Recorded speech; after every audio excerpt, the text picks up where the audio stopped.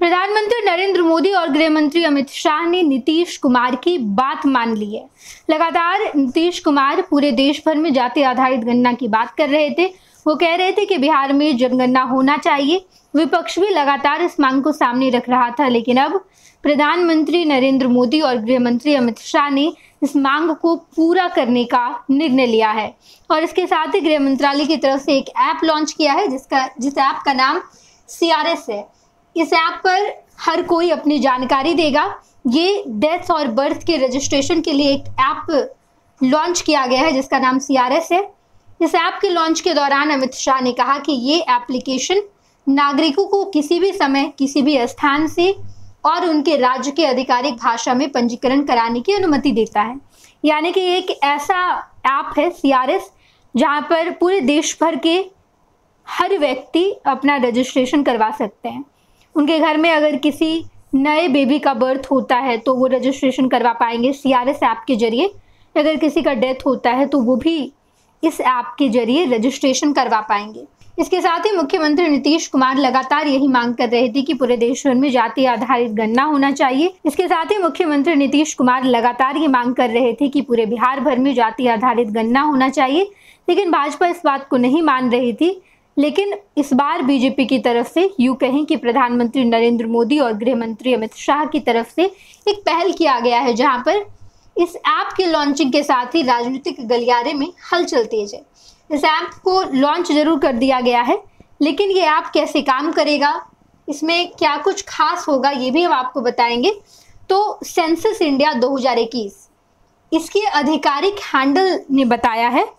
Census India 2021 के आधिकारिक handle से ये जानकारी हमें मिली है कि इस ऐप के जरिए जन्म मृत्यु का रजिस्ट्रेशन आसानी से हो सकता है।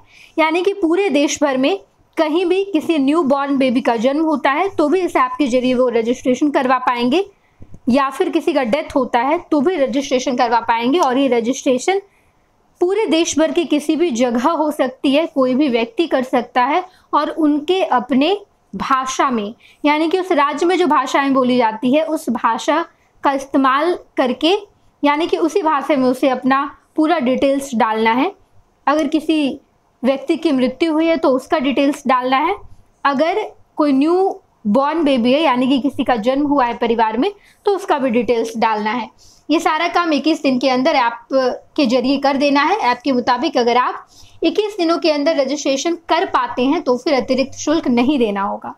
यानी कि समय अवधि रखी गई है, 21 दिनों तक आपको रजिस्ट्रेशन कर लेना है। अगर आप रजिस्ट्रेशन नहीं करवा पाते हैं तो आपको शुल्क देना होगा, अतिरिक्त शुल्क, यानी कि फाइन लगेगा। इसके लिए देश की किसी भी आम आदमी को 20 से 30 दिनों के अंदर 2 रुपये शुल्क देना होगा और 31 दिन से 1 साल तक 5 रुपये की लेट फीस जमा करनी होगी। यानी कि अगर आपका 22 से 30 दिन, यानी कि 1 महीने के आसपास अगर समय लग जाता है, देरी हो जाती है रजिस्ट्रेशन करवाने में, तो आपको 2 रुपये की शुल्क लगेगी। अगर 1 साल का वक्त लग जाता है, 1 साल बाद आप रजिस्ट्रेशन करवाते हैं, तो 5 रुपये की अतिरिक्त राशि आपको देनी होगी।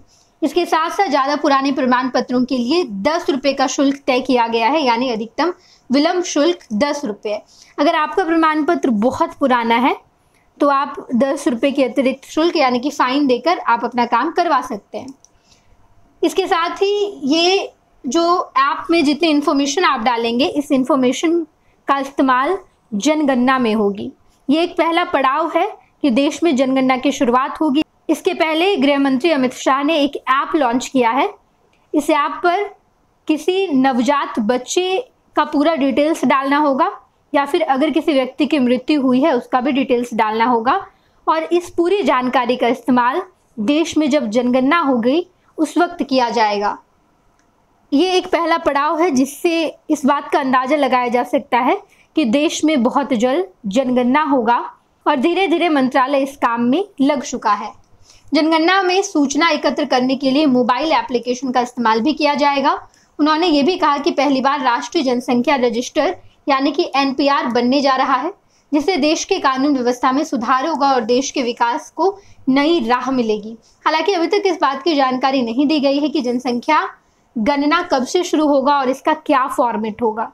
ये जरूर बताया गया है कि जितना इंफॉर्मेशन आपने दिया है एप्लीकेशन में, इस ऐप में, उस इंफॉर्मेशन का इस्तेमाल देश में जब जनगणना होगा उस वक्त किया जाएगा, लेकिन जनगणना कब होगा, उसका फॉर्मेट क्या होगा, इस बात की जानकारी अब तक नहीं दी गई है। आपको बताते चले कि मुख्यमंत्री नीतीश कुमार लगातार देश के अंदर जाति आधारित गणना की बात कर रहे थे। हमने आपको पहले भी बताया कि जब मुख्यमंत्री नीतीश कुमार इंडिया ब्लॉक में थे उस वक्त भी उन्होंने कहा था कि देश में जाति आधारित गणना होनी चाहिए। उसके बाद जब वो एनडीए में शामिल हो गए तो इसके बाद भी उन्होंने अपना स्टैंड क्लियर रखा, इंटैक्ट रखा और उन्होंने कहा कि हाँ, बिहार के साथ साथ पूरे देश भर में जनगणना होनी चाहिए। हमने बिहार में भी करवाया है, सर्वसहमति से जनगणना का काम हुआ और अब देश में भी जाति आधारित गणना होना चाहिए। इसका पहला पड़ाव ये है कि जब देश में गणना होगा तो इस एप्लीकेशन का इस्तेमाल किया जाएगा। जितने नए लोग जन्म लेंगे और जितने लोगों की मृत्यु हुई है, ये डेटा जब रहेगा मंत्रालय के पास तो इस डेटा का भी इस्तेमाल किया जाएगा। मुख्यमंत्री नीतीश कुमार के साथ साथ विपक्ष भी लगातार इस मांग को सामने रख रहा था। राहुल गांधी इस बात को सामने रख रहे थे लगातार। बिहार से नेता प्रतिपक्ष तेजस्वी यादव ने भी इस मांग को सामने रखा। प्रधानमंत्री नरेंद्र मोदी, गृह मंत्री अमित शाह से कहा कि पूरे देश भर में जाति आधारित गणना होनी चाहिए, लेकिन लगातार सरकार की तरफ से इस मांग को मानने से इनकार कर दिया गया। लेकिन अब देश में जनगणना होगा और इसकी पहल कर दी गई है। इस बारे में कोई और भी अपडेट आएगी तो हम आपको जरूर बताएंगे। नमस्कार, मैं रवि नारायण सिंह, आरपीआई प्रदेश अध्यक्ष, आप सभी को धनतेरस, दीपावली, छठ महापर्व, भाई दूज एवं चित्रगुप्त पूजा की ढेर सारी शुभकामनाएं देता हूं। आपका भाई, आपका बेटा रवि नारायण सिंह सदैव आपके साथ है और इस महापर्वों के महीने को भगवान आपके लिए बहुत ही आनंदमय बनाए, यही मंगल कामना करता हूं। प्रणाम। पैनोरमा ग्रुप, जो सोचता है वो करता है।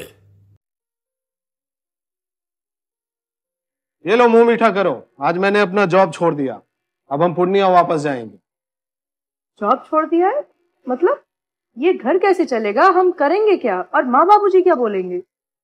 इसलिए मैं एक और मिठाई का डब्बा लाया। अपने बिजनेस के लिए लोन अप्रूव हो गया।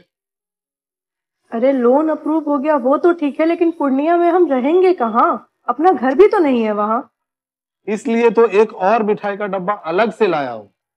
हमने पूर्णिया में घर ले लिया है, पूर्णिया के ई होम्स पैनोरमा में। पूर्णिया में पैनोरमा ग्रुप लेकर आए हैं ई होम्स पैनोरमा। बड़ा घर, आलीशान जिंदगी और अत्याधुनिक सुविधाओं के संग। अरे अब क्यों मुंह मीठा करवा रही हो? क्योंकि हम घर वापसी जो कर रहे हैं। घर वापसी की खुशी पूर्णिया में ई होम्स पैनोरमा के संग। ई homes panorama, luxurious lifestyle redefined.